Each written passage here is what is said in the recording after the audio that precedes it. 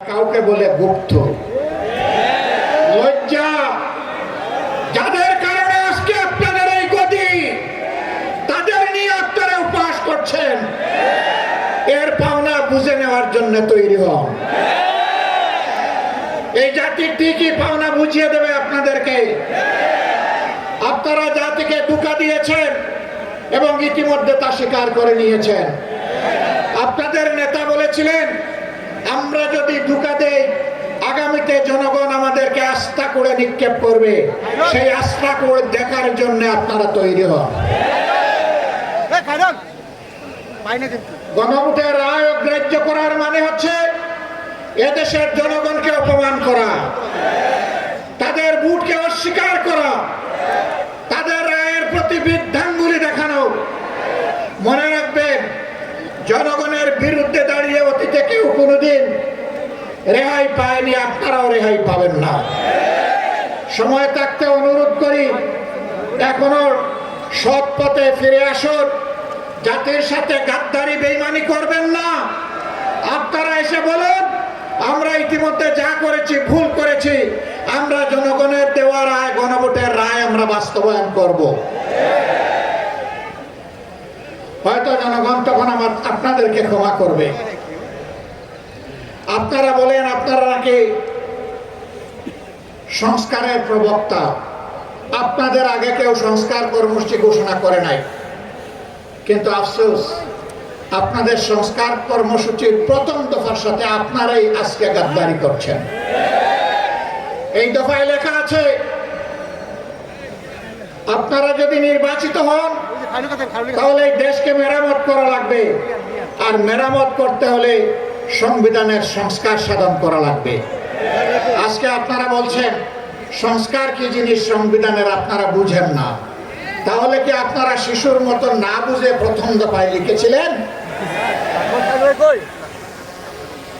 আপনারা আপনাদের ইশতেহারে লিখেছিলেন বাংলাদেশের কোথাও অনির্বাচিত কোনো জনপ্রতিনিধি থাকবে না। সরকার গঠন হওয়ার পর 42টা জেলায় ইতিমধ্যে আপনারা প্রশাসক নিয়োগ করেছেন। প্রশাসক কি নির্বাচিত জনপ্রতিনিধি? তা আপনারা তো আপনাদের ইশতেহারের সাথেই তো বিশ্বাসঘাতকতা করছেন। প্রিয় দেশবাসী, আপনারা আগে বলেছিলেন আপনারা বিচার বিভাগের স্বাধীনতা নিশ্চিত করবেন। এখন আপনারা সেই যে অর্ডিন্যান্স ছিল, সেই অর্ডিন্যান্সের আপনারা বিরোধিতা করছেন এবং আপনারা বলছেন এটা এখন আপনারা করবেন না। তার মানে বিচার বিভাগকে নিজেদের হাতের মুঠায় রেখে আগামী দিনে আপনাদের আকাম কুকামের প্রতিবাদ যখন জনগণ করবে, তখন সেই বিচার বিভাগকে অতীতের ফেসিবাদী কায়দায় জনগণের বিরুদ্ধে আপনারা কাজে লাগাতে চান। আমরা চেয়েছিলাম ফেসিবাদীরা যেমন করে গুম এবং খুনের সংস্কৃতি চালু করেছিল, সেই গুম সংস্কৃতিকে নির্মূল করার জন্য একটা স্বাধীন গুম কমিশন গঠন হোক। আপনারা তার বিরোধিতা করছেন। আপনারা স্বাধীন মানবাধিকার কমিশন আপনারা মানছেন না। আপনারা একটা নিরপেক্ষ কমিশনের মাধ্যমে পিএসসির নিয়োগ আপনারা মানবেন না। আপনারা উল্টা পথে চলছেন। আপনারা মনে রাখবেন, যেই পথ ধরে স্বৈরাচার চলেছিল একই পথ ধরে আপনারাও হাঁটছেন। স্বৈরাচারের যে পরিণতি অতীতে হয়েছে, আপনাদের পরিণতি ভিন্ন হবে না যদি এই পথ থেকে আপনারা ফিরে না আসেন। এই সংসদের মেয়াদ মাত্র গেল 2.5 মাস। আমরা চাইনি এখনই আপনাদেরকে শক্ত করে ধরতে আমরা সুযোগ দিতে চেয়েছি যে আপনারা আপনাদের ভুলকে সংশোধন করুন। মনে রাখবেন, আমাদের এই উদারতা যেন কোনো দুর্বলতা হিসেবে আপনাদের কাছে ধরা না দেয়। ভালো কাজ করবেন, আমরা পানির মতো তরল। মন্দ এবং অন্যায় কাজ করবেন, জনগণের বিরুদ্ধে অবস্থান নেবেন, আমরা ইস্পাতের চাইতেও কঠিন হয়ে দাঁড়াবো। সেটা দেশ এবং জনগণের কোনো ক্ষতি আমরা মেনে নেব না। আপনাদের নেতা বলেছিলেন দুর্নীতিকে টুটি চেপে ধরবেন। আপনারা ক্ষমতায় এসেই বললেন যদি সমঝোতার ভিত্তিতে কিছু নেওয়া হয় এটা চাঁদা হবে না, দীক্ষার জয়। আজকে আপনাদের পরিচয় হয়েছে, আপনাদের নাম ছিল জাতীয়তাবাদী দল, এখন মানুষ বলে চাঁদাবাজি দল। একজন চাঁদাবাজকে আপনারা কবজায় আনেন নাই, জনগণ বিশ্বাস করতে বাধ্য হবে মাথা থেকে পায়ের পাতা সবাই চাঁদাবাজ। নাইলে কেন চাঁদাবাজি বন্ধ হচ্ছে না? সব জায়গায় কেন দুর্নীতির মহা উৎসব চলছে? গায়ের জুড়ে সব জায়গায় রাজনৈতিক দখলবাজি কেন চলছে? বাংলাদেশ ব্যাংকের মতো সেন্ট্রাল ব্যাংকের জায়গাটাও আপনারা ঠিক রাখলেন না, সেখানে একজন দলখানার লোককে আপনারা, অযোগ্য লোককে আপনারা বসাই দিলেন।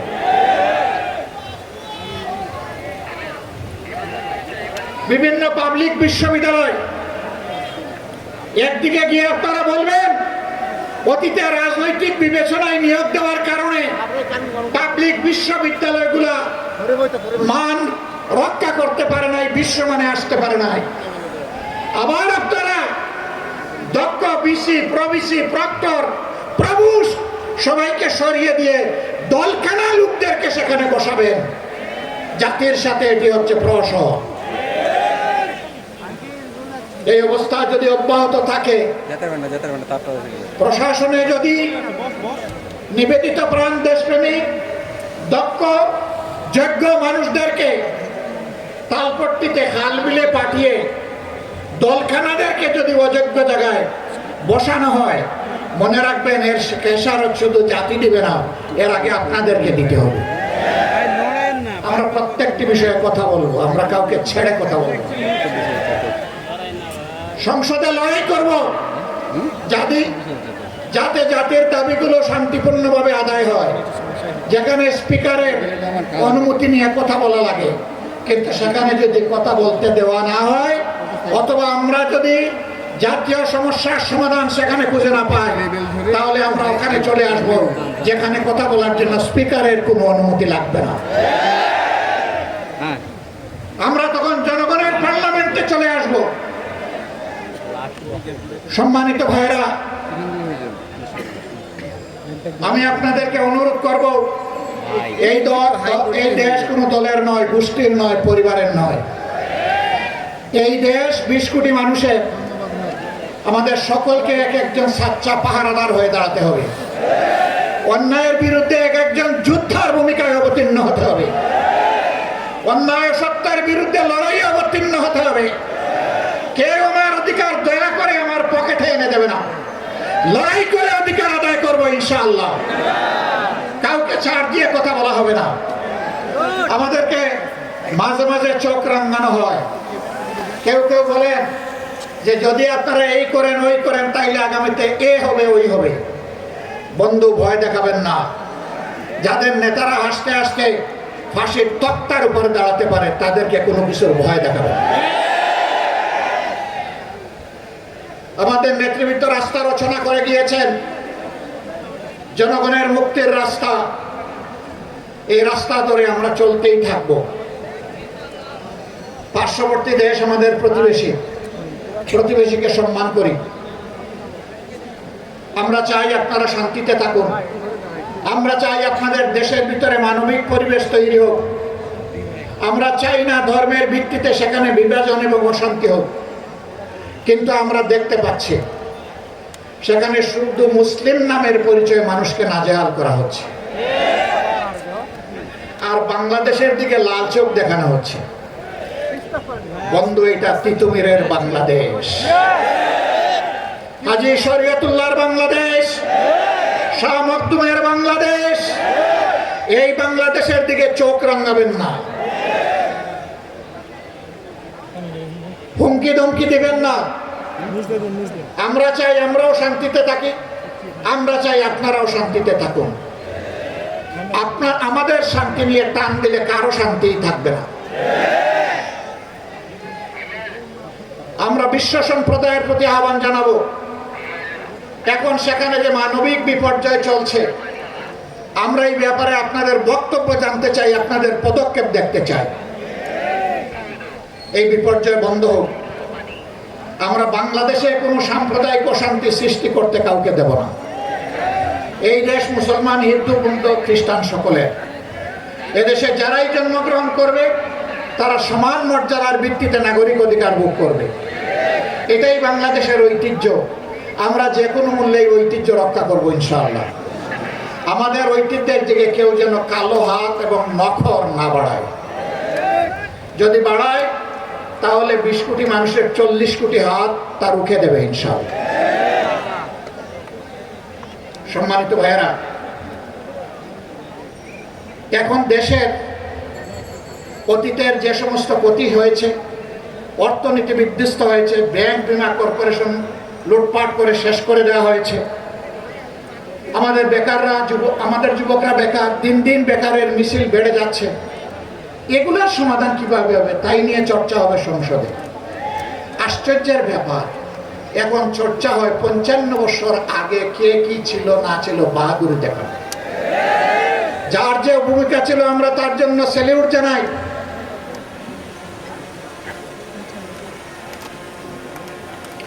আমরা যার যে ভূমিকা আছে তার জন্য অবশ্যই স্যালিউট জানাই। কিন্তু একটা জাতি যদি ভবিষ্যতের দিকে না তাকায়, চিংড়ি মাছের মতো শুধু পিছনের দিকে তাকায়, এই জাতি জীবনে এগিয়ে যেতে পারবে না। ইতিহাস আমরা চর্চা করব, কিন্তু ইতিহাস নিয়ে পড়ে থাকবো না। ইতিহাস চর্চা করব ইতিহাস থেকে শিক্ষা নেওয়ার জন্য। তো ইতিহাসের সাথে বেইমানি করলে একটা জাতিকে কতটা মূল্য দিতে হয় তা জানার জন্য।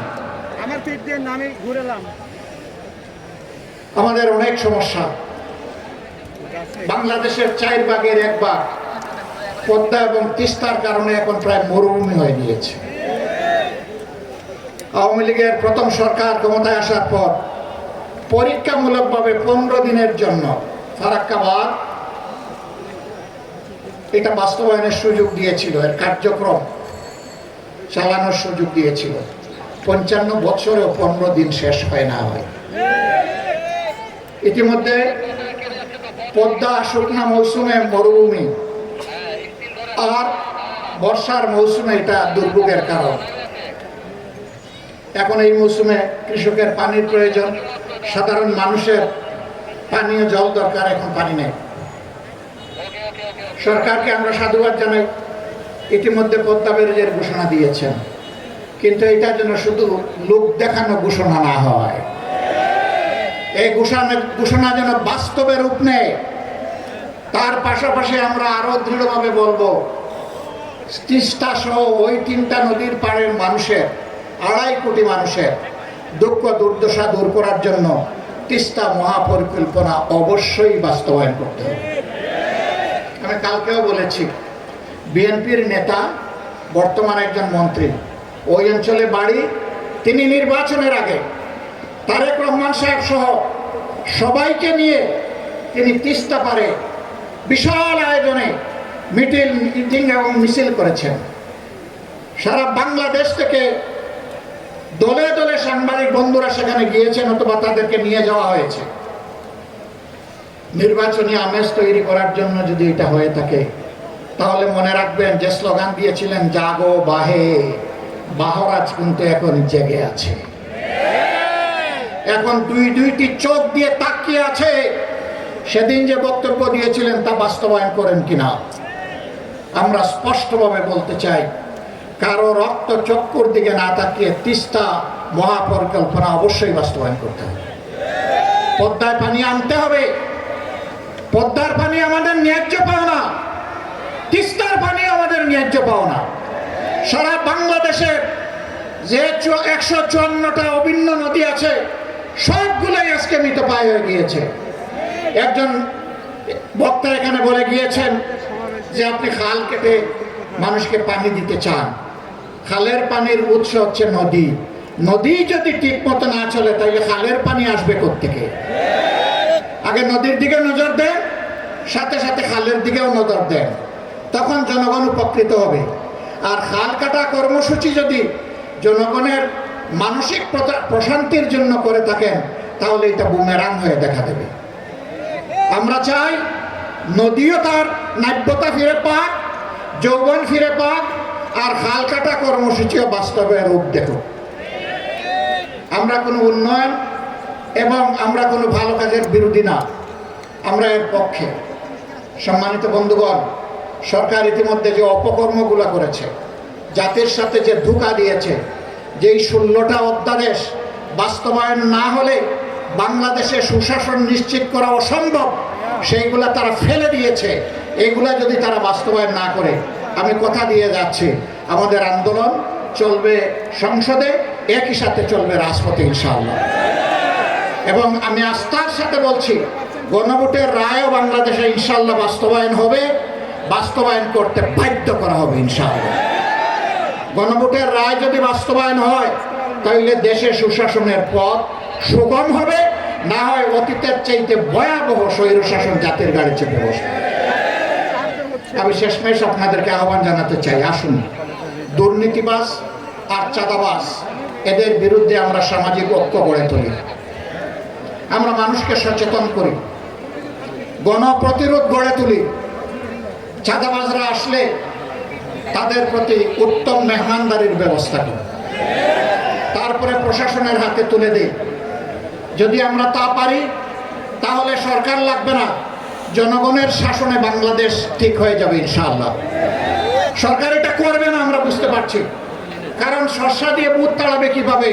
ওই শস্যার ভিতরেই ভূত, দানায় দানায় ভূত, ঘাটে ঘাটে ভূত, জনে জনে ভূত, মাথা থেকে পায়ের পাতা পর্যন্ত ভূত। এই ভূত তাড়ানোর জন্য আমাদেরকে ঐক্যবদ্ধ হতে হবে। আসুন দেশের জন্য, জাতির জন্য, আল্লাহর জন্য, আল্লাহর দিনের জন্য লড়ে যাই, যেভাবে তারা লড়ে গিয়ে জীবন দিয়ে গেছে।